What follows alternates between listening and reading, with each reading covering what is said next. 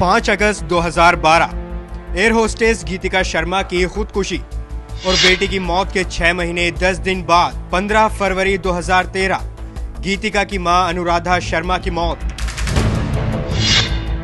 जिस घर में बेटी गीतिका ने मौत को अपने गले से लगाया था, उसी घर में गीतिका की मां ने इस दुनिया को अलविदा कहने का फैसला लिया।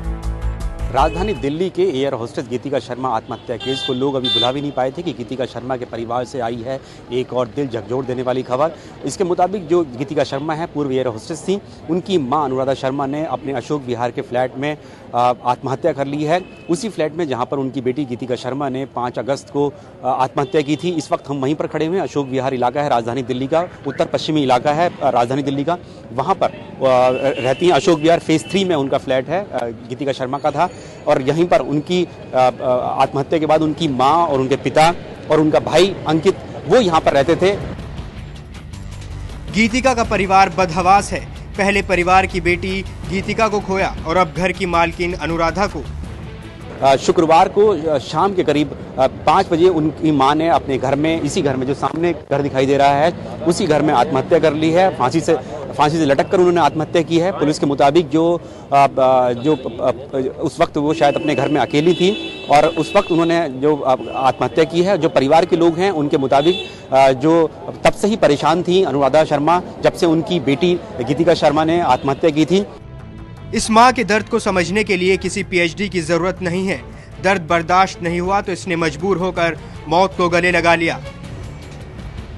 गीतिका की मां ने जाते जाते गोपाल कांडा के खिलाफ और पुख्ता सबूत दे दिए हैं। गीतिका की मां ने अपने सुसाइड नोट में साफ तौर पर गोपाल कांडा और उसकी सहयोगी अरुणा चड्ढा को इस पूरे वारदात के लिए कसूरवार ठहराया है।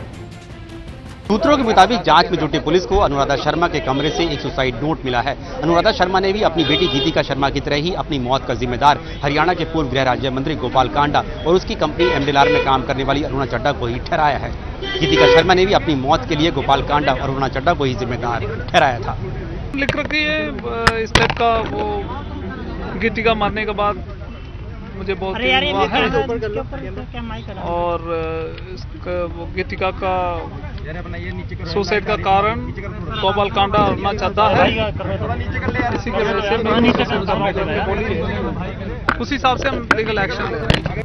गीतिका की मौत के बाद से ही उसके घर वाले आरोप लगा रहे थे कि हरियाणा का पूर्व गृह राज्य मंत्री गोपाल कांडा अपने रसूख का इस्तेमाल करके उन लोगों को खामोश करने की कोशिश कर रहा है। शायद इसी दबाव की वजह से गीतिका की मां ने मौत को गले लगाने का फैसला किया। फिलहाल पुलिस ने मृत शरीर को अपने कब्जे में लेकर मामले की जांच शुरू कर दी है। आपको बता दें कि गीतिका शर्मा की खुदकुशी के मामले में गोपाल कांडा और उसकी कंपनी एमडीएलआर की अधिकारी अरुणा चड्ढा जेल में बंद है। कानून व्यवस्था पर भरोसा रखने वालों को विश्वास है कि एक न एक दिन उसे उसकी करतूत की सजा मिलेगी। लेकिन गीतिका की मां की मौत के बाद लोग सवाल उठा रहे हैं कि आखिर कब तक शरीफ लोग गोपाल कांडा जैसे लोगों की गलती की सजा भुगतते रहेंगे।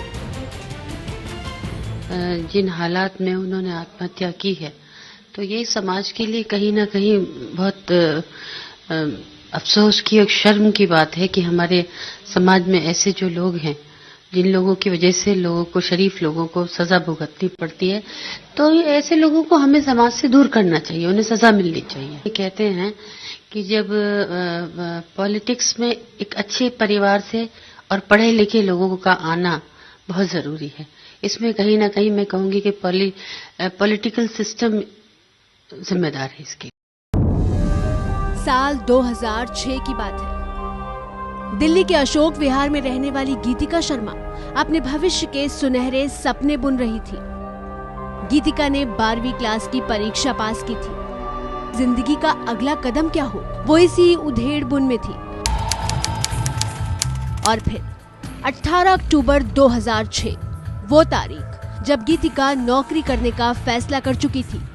17 साल की गीतिका ने हरियाणा के पूर्व गृह राज्य मंत्री गोपाल कांडा की एमडीएलआर एयरलाइंस में बतौर केबिन क्रू ट्रेनी नौकरी कर ली।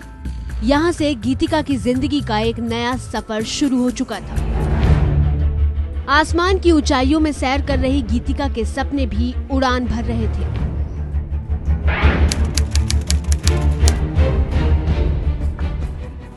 केवल 7 महीने में गीतिका को प्रमोशन मिल गया। गीतिका केबिन क्रू ट्रेनी से केबिन क्रू बन चुकी थी। गीतिका खुश थी।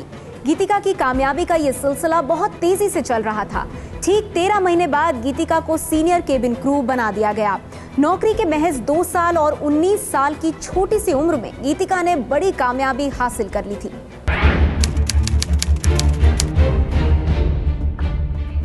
ये सिलसिला रुका नहीं।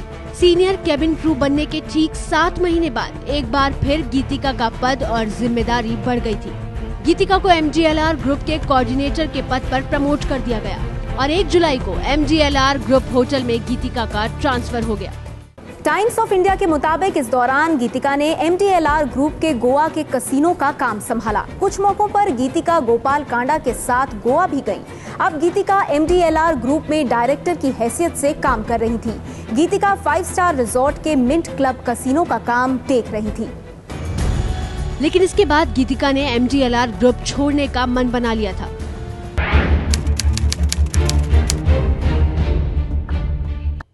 गीतिका ने MGLR से इस्तीफा दे दिया था और करीब 1 महीने बाद गीतिका ने एमिरेट्स एयरलाइंस में नौकरी कर ली।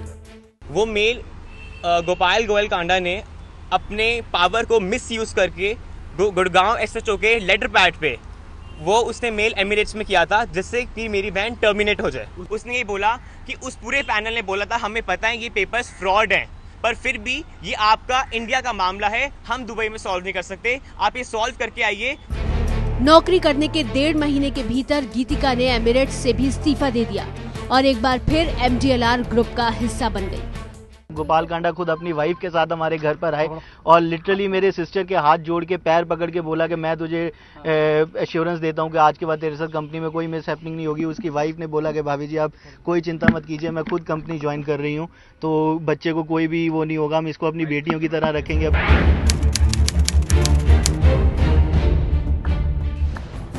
इस बार गीतिका ने MGLR की सहयोगी कंपनी सुपरसोनिक पे बतौर निदेशक के पद पर ज्वाइन किया।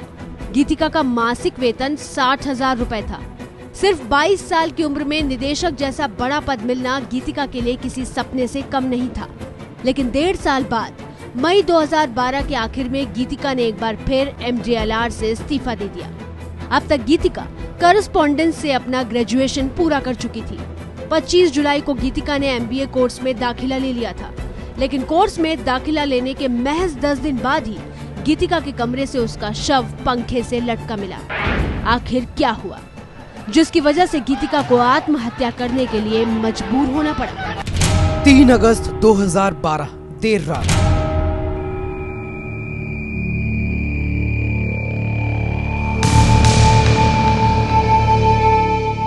अगस्त की देर रात गीतिका अपने भाई के फैशन शो में हिस्सा लेने के बाद मुंबई से लौटी थी, लेकिन वो उस वक्त काफी परेशान थी। उसकी परेशानी की वजह थी गोपाल कांडा की कंपनी के लीगल एडवाइजर अंकित आहलूवालिया का कॉल।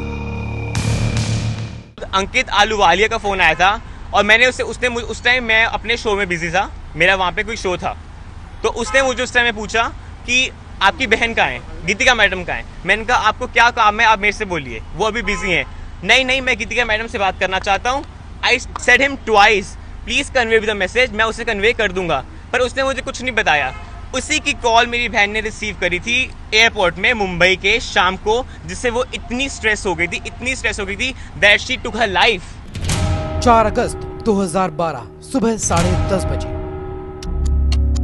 4 अगस्त को सुबह गीतिका की मां की गोपाल कांडा से फोन पर बात होती है। इसके बाद गीतिका और परेशान हो जाती है। मां उसे बताती है कि गोपाल कांडा ने कहा है कि अगर उसने दफ्तर जाकर बॉन्ड पर दस्तखत नहीं किए तो उसके खिलाफ पुलिस कार्रवाई होगी। परिवार के मुताबिक गीतिका पर नौकरी न छोड़ने के लिए बॉन्ड भरने का दबाव डाला जा रहा था। ये जानने के बाद गीतिका बेचैन हो उठती है। वो मां से कहती है कि वो उसे अकेला छोड़ दे। गीतिका खुद को अपने कमरे में कैद कर लेती है। रात करीब 10 बजे वो कमरे से बाहर आती है और फिर खाना खाकर दोबारा कमरे में चली जाती है। 5 अगस्त 2012 रात 1:15 बजे। परेशान गीतिका शनिवार की देर रात खुदकुशी का फैसला कर चुकी थी। आखिरी बार वो अपने भाई को मुंबई फोन करती है। उसने मुझे ऐसे पूछा, अंकित तू ठीक है ना? अब गोपाल कांडा अर्जुन चड्डा ने मेरा दिमाग खराब कर दिया। उसकी आवाज में ये था कि अंकित तू ठीक है ना, उसको अंदर ही अंदर डर था कि वो कहीं मुझे मरवा ना दे। 5 अगस्त 2012 सुबह 7 बजे सुबह जब घर वाले जगे तो गीतिका का कमरा भीतर से बंद था। बार बार आवाज देने के बाद भी जब कोई हलचल नहीं हुई तो गीतिका के पिता खिड़की के रास्ते गीतिका के कमरे में दाखिल हुए और फिर घर में कोहराम मच गया।